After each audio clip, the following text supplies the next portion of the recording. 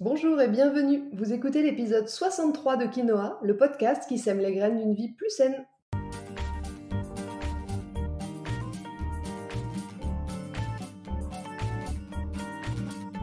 Je suis Julie Coignet, naturopathe spécialisée dans les troubles digestifs et les maladies inflammatoires. J'accompagne aussi les femmes enceintes, les enfants et toutes les personnes qui veulent retrouver naturellement la forme et la santé. Ma mission à travers ce podcast est de vous aider à adopter de nouvelles habitudes de vie plus saines et équilibrées.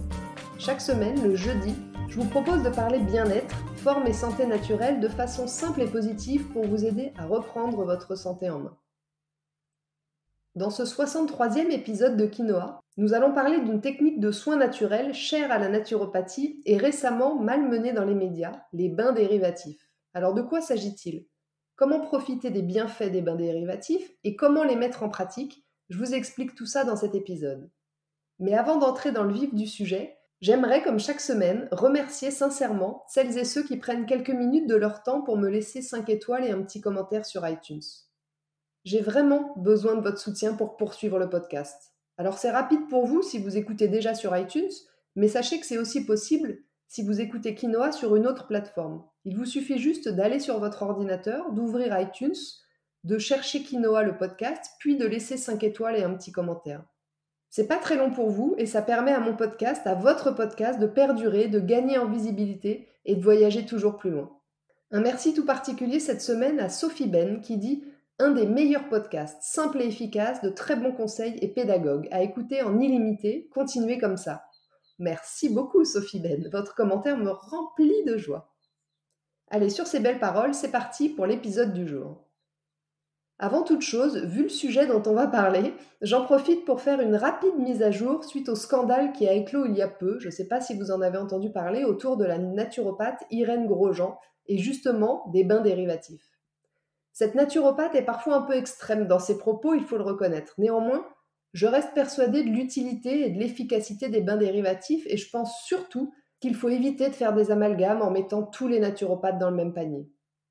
La naturopathie est une médecine douce et sans danger lorsqu'elle est pratiquée avec mesure et avec discernement. Bref, revenons maintenant à notre sujet du jour. Les bains dérivatifs, c'est quoi ? Comme je vous le disais plus haut, les bains dérivatifs, c'est une pratique naturelle que nous utilisons en naturopathie. Elle fait partie de la branche plus large qu'on appelle l'hydrologie ou le soin par l'eau. L'eau est très souvent utilisée en naturopathie comme outil pour transporter et drainer les toxines du corps en interne comme en externe, avec de l'eau chaude ou avec de l'eau froide. Les bains dérivatifs sont une pratique ancestrale, précisée par le médecin naturopathe allemand Louis Kuhn il y a une centaine d'années, et puis démocratisée en France par la navigatrice et exploratrice France Guillain dans les années 90-2000. Concrètement, le bain dérivatif, c'est utiliser de l'eau froide pour refroidir et stimuler son entrejambe. Dit comme ça peut paraître un peu bizarre, mais ne partez pas, je vais vous expliquer. Le bain dérivatif a pour principe majeur d'abaisser la température du périnée dans le but de rétablir notre température interne naturelle. Comme tout mammifère que nous sommes, il n'est ni naturel ni bon d'avoir le siège constamment au chaud. N'avez-vous jamais remarqué d'ailleurs que les chiens ou les chats, dès qu'il fait chaud, dorment ou se prélassent en écartant largement leurs pattes pour se rafraîchir l'entrejambe ? En fait, on le sait trop peu, mais l'augmentation de notre température corporelle est à l'origine de bien des dérèglements pour notre organisme. Alors elle est provoquée par la chaleur et le manque d'aération causé par nos vêtements serrés, mais aussi par l'alimentation industrielle, le manque d'exercice physique, le travail assis ou encore l'environnement surchauffé. En 50 ans, la température interne de notre corps est passée de 36,6 à 37,2. Ça peut paraître anodin, mais ça fait toute la différence. À l'époque des pagnes, des robes, des toges ou même encore des kilts, on n'avait pas ce genre de problème. Et le souci, justement, c'est que cette température élevée, de façon constante, entraîne des dysfonctionnements au niveau de l'élimination des toxines du corps, mais aussi de la digestion, de la tonicité musculaire et de la zone pelvienne, bien sûr. A l'inverse, la fraîcheur de cette zone va avoir une action directe sur la régulation de notre température interne, sur la musculature de notre périnée, sur la motilité intestinale et sur le fascia qui transporte nos graisses par le biais de la lymphe. Alors comment on explique tout ça ? Eh bien pour comprendre, il faut que je vous explique un petit peu ce que sont les fascias d'abord et puis les différentes graisses de notre corps ensuite. Je vais comme toujours, ne vous inquiétez pas, essayer de faire simple. Les fascias, ce sont des membranes qui entourent toutes les parties du corps, les organes, les muscles, les artères, les glandes, et qui servent entre autres à la circulation de la lymphe. Pour rappel, la lymphe, c'est un liquide qui permet, comme le sang, de transporter les toxines vers la sortie et particulièrement les graisses issues de la digestion. Alors justement, parlons-en de ces graisses. Elles sont en fait de deux sortes. Il y a les graisses fluides qu'on appelle les graisses brunes. Celles-ci, elles sont indispensables à la production de chaleur par le corps, elles nous protègent contre le froid, elles harmonisent aussi nos dépenses énergétiques et participent à un bon fonctionnement hormonal et à la réparation de nos tissus. A l'inverse, les autres, ce sont les graisses épaisses, qui sont plutôt jaunes-blanches. Celles-ci, contrairement à ses copines brunes, elles sont de mauvaise qualité. Elles sont générées par une alimentation industrielle et raffinée, par la sédentarité ou alors une mastication insuffisante. Les bains dérivatifs, en refroidissant notre entrejambe, vont permettre d'activer ces fameux fascias et par ce biais donc de permettre une meilleure circulation de la lymphe et donc la stimulation des graisses brunes et l'élimination des mauvaises graisses. J'espère que je ne vous ai pas perdu. La boucle est bouclée. En fait, la différence de température va émettre une vibration qui va remettre les déchets en circulation et aider à leur évacuation. Encore une fois, je vous l'accorde, c'est dingue comme le corps est bien fait. Après, comme souvent dans les techniques naturelles qu'on utilise en naturopathie, il n'y a pas d'études scientifiques sur le sujet, donc ça rend la pratique sujette à controverse. Mais les retours d'expérience de milliers de personnes sur les résultats stupéfiants des bains dérivatifs suffisent selon moi largement à tenter l'aventure. Alors voyons maintenant les innombrables bienfaits justement de cette technique. Vous l'avez compris, le rôle des bains dérivatifs, c'est d'aider à l'élimination des toxines, dont les graisses blanches, celles qu'on n'aime pas, et des déchets métaboliques de l'organisme. Il y a donc une fonction importante de nettoyage, de détox, mais c'est pas tout. Les bains dérivatifs permettent aussi de soulager bien sûr tous les maux de la zone pelvienne, d'atténuer les douleurs d'endométriose, oui mesdames, et les désagréments liés au syndrome prémenstruel, mais aussi de rendre les règles plus régulières et moins douloureuses. Ils vont permettre également d'agir sur la constipation en améliorant le péristaltisme, c'est-à-dire la progression des selles vers la sortie, pour faire simple, et en augmentant le volume des selles.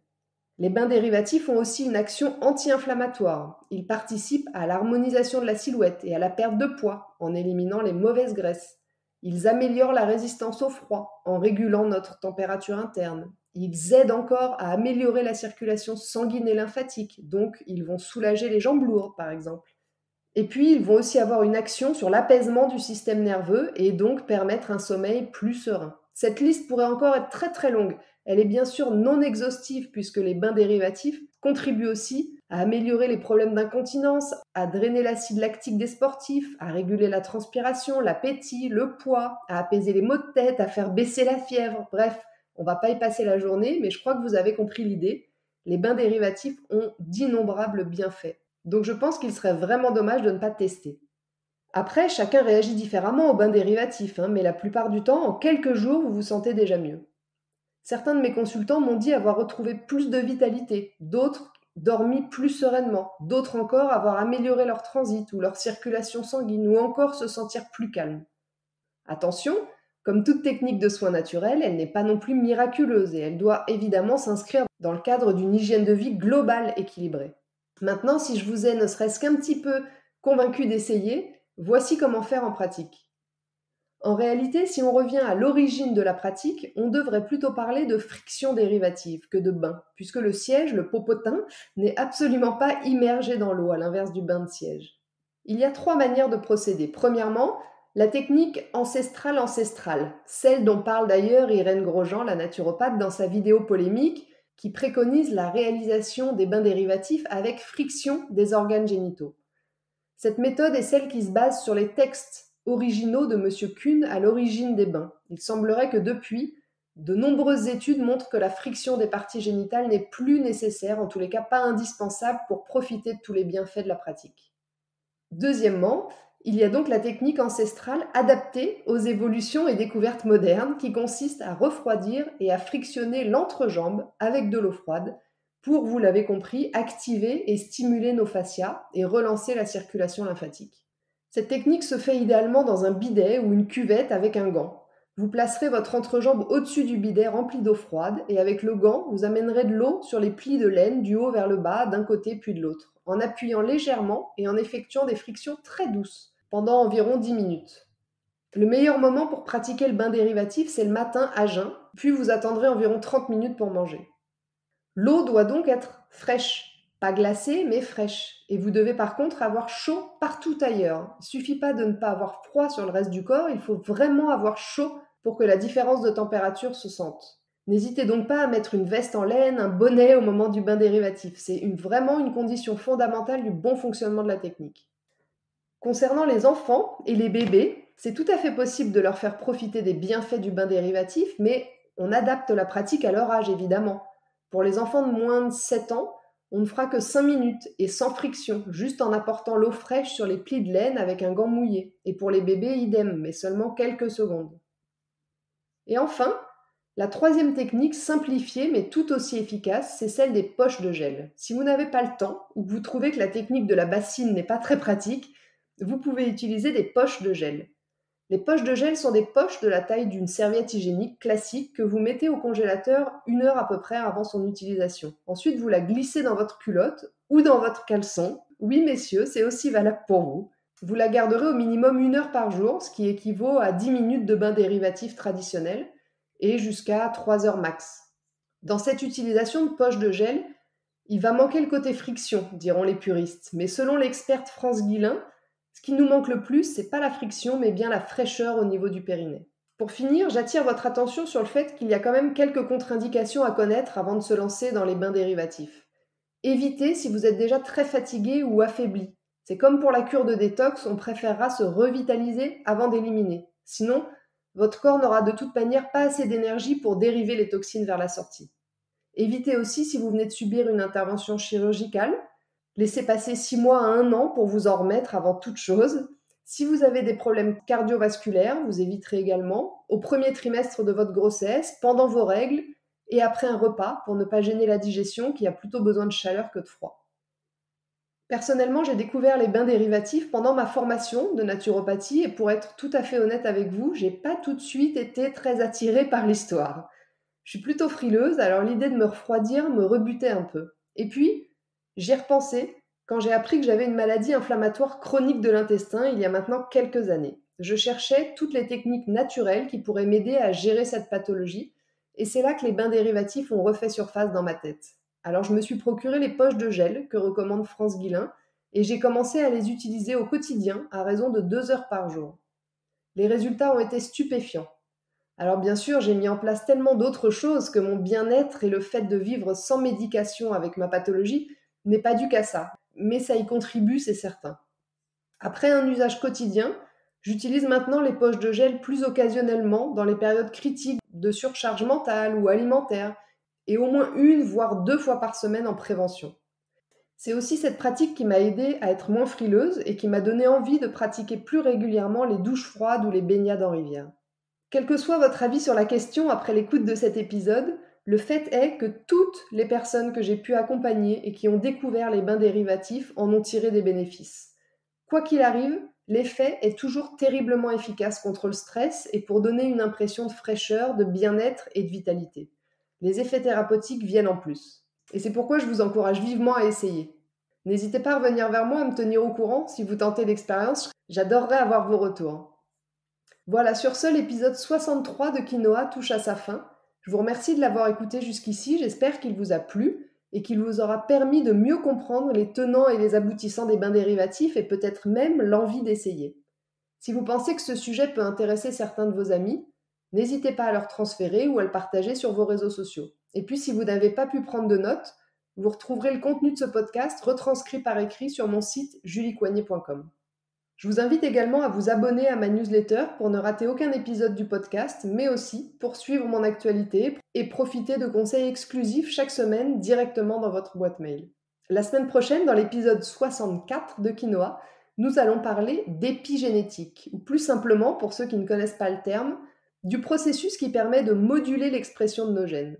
Le sujet peut paraître un peu technique au premier abord, mais je vais tout vous expliquer simplement et vous comprendrez enfin mieux peut-être, tout l'intérêt d'avoir une hygiène de vie saine et surtout qu'il n'y a pas de fatalité dans vos troubles de santé. Mais je laisse un peu planer le suspense et je vous explique tout ça la semaine prochaine. En attendant, si vous voulez venir me faire un petit coucou ou échanger, j'en serais ravie et je vous invite à me rejoindre sur Instagram, @juliecoignet-8 naturopathe. Et n'oubliez pas, comme le disait très bien l'abbé Pierre, il ne faut pas attendre d'être parfait pour commencer quelque chose de bien. À bientôt!